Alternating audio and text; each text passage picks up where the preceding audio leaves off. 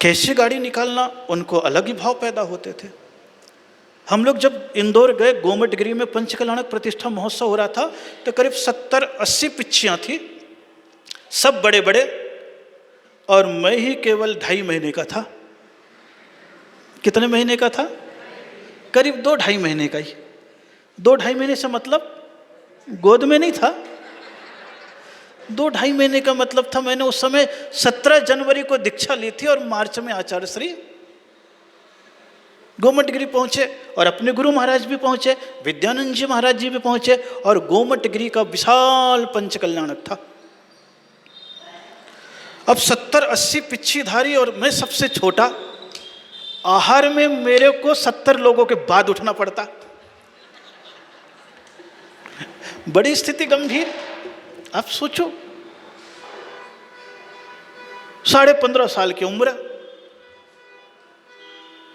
क्षुल्लक बन गया उस समय, चर्या निभा रहा हूं। मेरे को मालूम नहीं, तो उतना तो जाने नहीं, पंडाल लगा हुआ था, वहां मंदिर था, उसमें आहार के लिए जाते थे, तो बांस लगा हुआ था, उस बांस को मैं पकड़ करके टिक करके यूं ही खड़ा था कि अब सब निकलेंगे तब मैं आहार को उठूंगा, निकल जान दो। अब मैंने बांस को छू लिया तो सारी माताजी चढ़ बैठी, बोले छो लिया, छुल्लक जी को अक्ल नहीं है, फलाना ढिगाना, दुनिया भर की छूछा चलने लगी। मैं तो चलो शांत, क्योंकि उस समय तो आचार्य श्री बोले बस कुछ भी हो, इसका उपयोग करना, इसका मत करना। किसका उपयोग करना? इसका उपयोग करो, इसका उपयोग मत करो। सुनो, कहो मत, जो भी कुछ बात होती है तो हमें बता देना। नमोस्तु गुरु महाराज।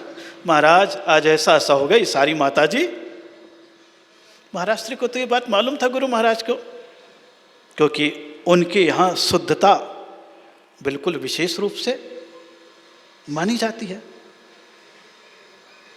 एकदम बिल्कुल अलग ही।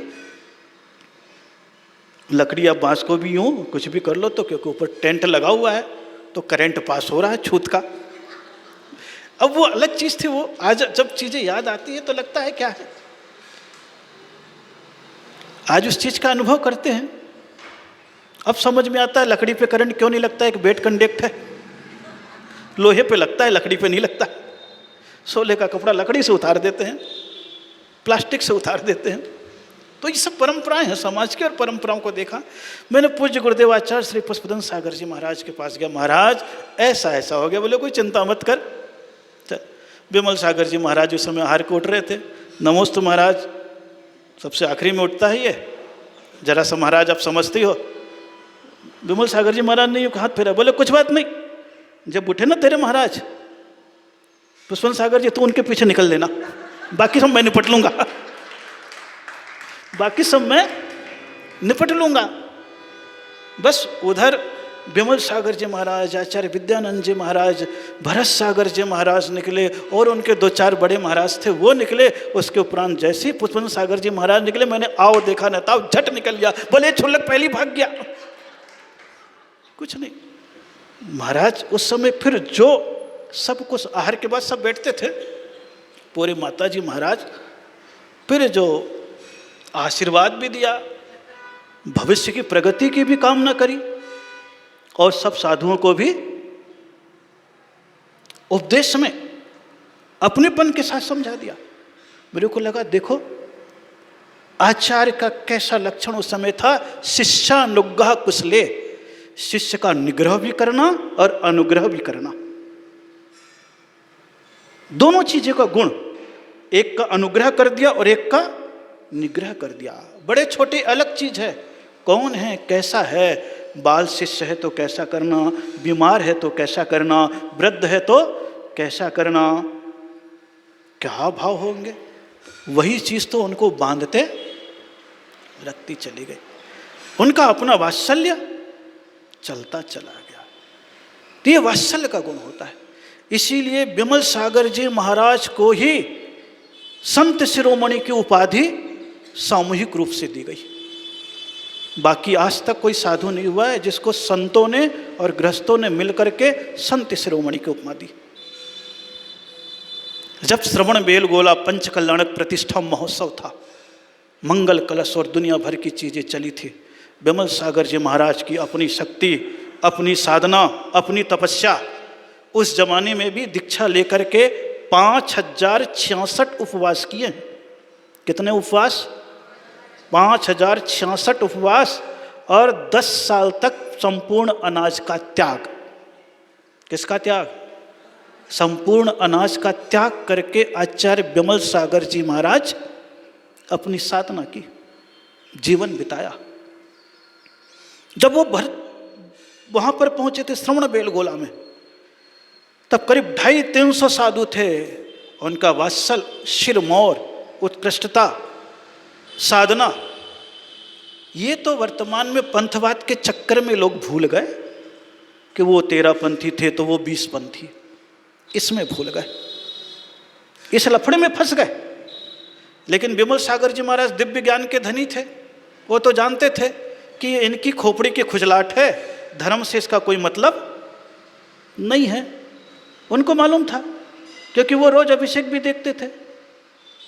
क्या होता था, ऊपर से अगर केसर डाल दिया कलश में मिला करके तो 20 पंथी हो गया, और नीचे स्वास्तिक बना हुआ था श्री, उससे केसर निकल गया तो 13 पंथी।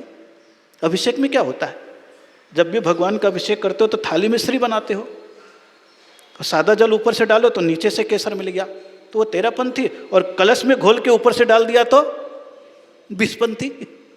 और है क्या इसके अलावा? क्या है आप बताओ? 2-3 चीजें ऐसी है जो परंपरागत है, और परंपरा में जो चली आ रही है सो चल, तो उनको ज्यादा विकल्प भी नहीं रहता था। बोले जिसका भाग्य होगा वो अपने आप ही आगे बढ़ेगा। उस समय जब वहां पर बैठे तो सारा श्रवण बेलगोला का अभिषेक हो रहा है।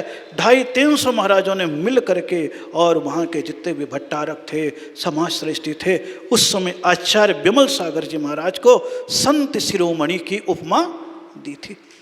तो एक एक उपाध्याय, और जब उनकी पूजा पढ़ो, वो तो निमित्त नहीं मिल पाया। आज आप जब उनके सारी चीज़ों को पढ़ो, इतिहास को, वात्सल्य रत्नाकर और सहज लिखा हुआ, जो उद्भूत जीवन की घटनाएं थी, ऐसे विमल सागर जी महाराज। आज उनका जन्मदिन है। वैसे जब मैं प्रताप नगर में था तो उसके पहले चैत्य सागर जी महाराज भी मिले थे। बोले सौरभ सागर पदमपुर आओ, वहाँ पर उनका जन्म जयंती का कार्यक्रम करना है। 107वीं या 8वीं, कौन सी जन्म जयंती उनकी? 107वीं या 8वीं, कौन सी है? 8वीं है, यानी 108वां जन्मदिन आ गया उनका। कितना आ गया? 108वां। उनने कहा लेकिन प्रोग्राम इधर विधान का बना तो इधर चल करके आना हो गया। अपन बैठे हैं आज, उनके पुण्य, उनकी आराधना, उनकी उपासना, उनकी घटनाओं की सहज स्मृतियाँ, सिद्धि भी, उपाधि भी, तीर्थ रक्षा भी, जिनवाणी रक्षा भी, साधु पिच्छी की सुरक्षा भी, और गृहस्थों को तो कई ज्ञान से बता करके कितने लोगों को समृद्ध बना दिया, कुछ पता नहीं। जो उनके चरणों में थे वो आज भी उनके हैं। संतों की सेवा सदैव करते रहते।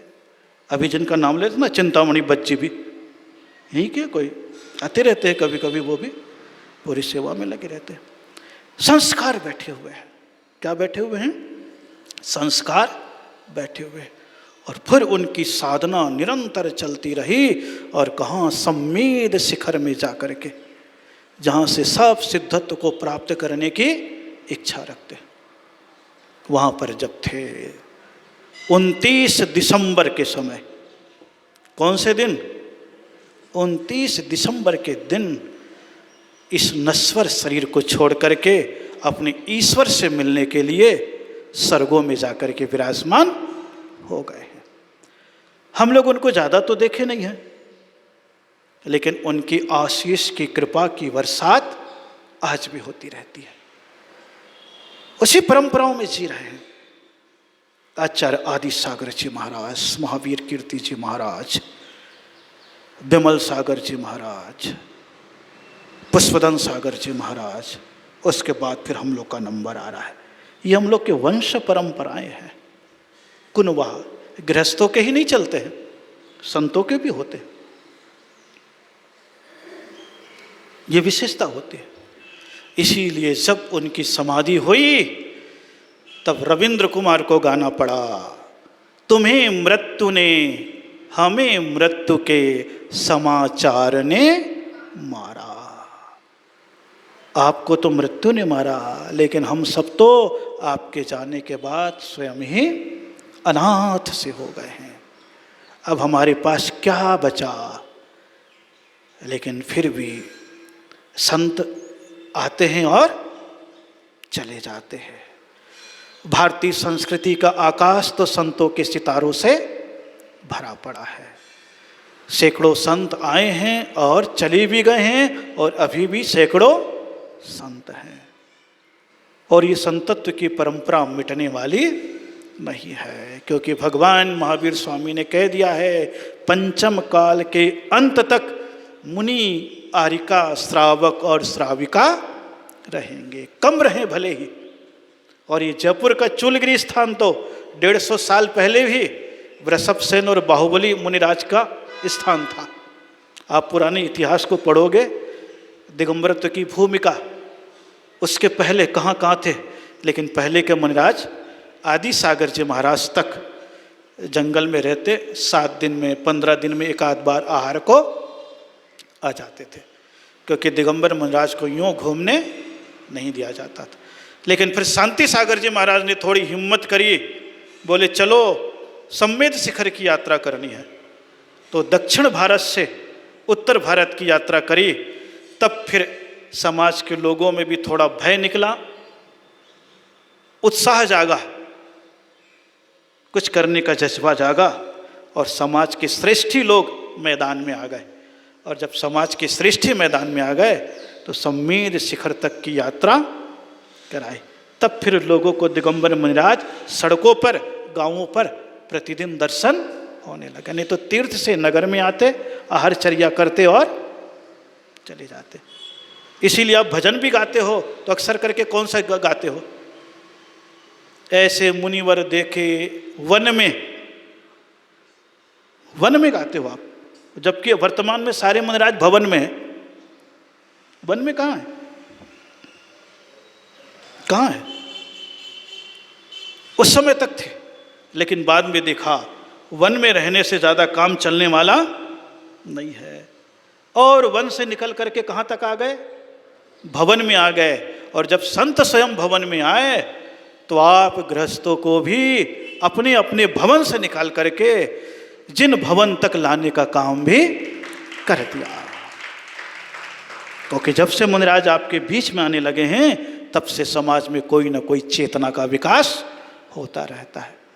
कब कौन कौन से संत के माध्यम से समाज में आ जाए और धर्म कार्य करने लग जाए, कुछ भी पता नहीं चलता है। और यह संस्कार जब बैठ जाते हैं स्वयं के मन में, तो फिर कम से कम 50 साल तक, 70 साल तक फिर धर्म का वातावरण चलता रहता है।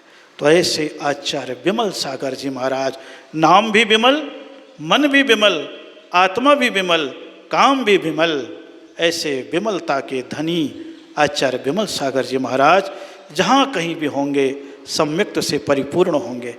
उनकी साधना, उनकी तपस्या, उनका आशीर्वाद निरंतर हम सभी लोगों के ऊपर बरसता रहता है।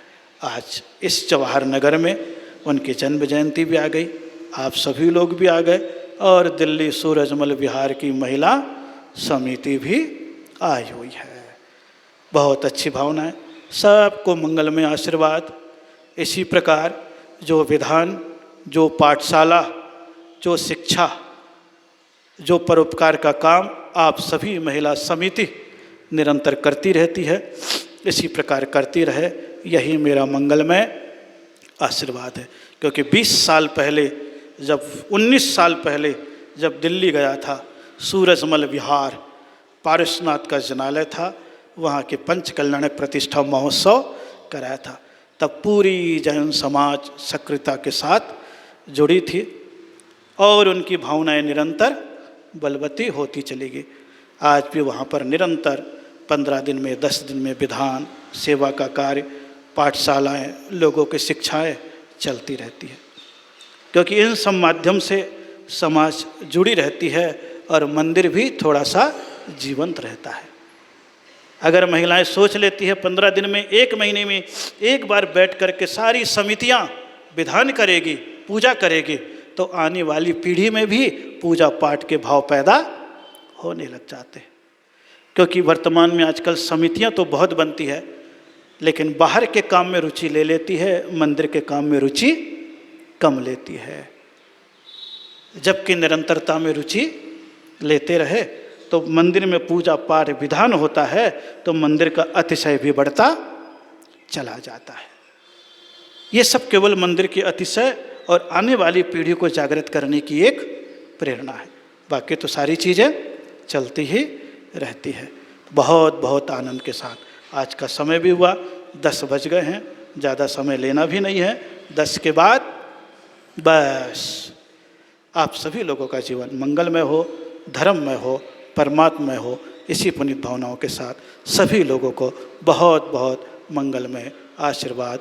ओम नमः। आपस में हंस के कस के जय जिनेन्द्र। बोलिए आचार्य श्री विमल सागर जी महाराज की, आचार्य गुरु श्री पुष्पदंत सागर जी महाराज की, बोलो आचार्य सौरभ सागर जी महाराज की जय।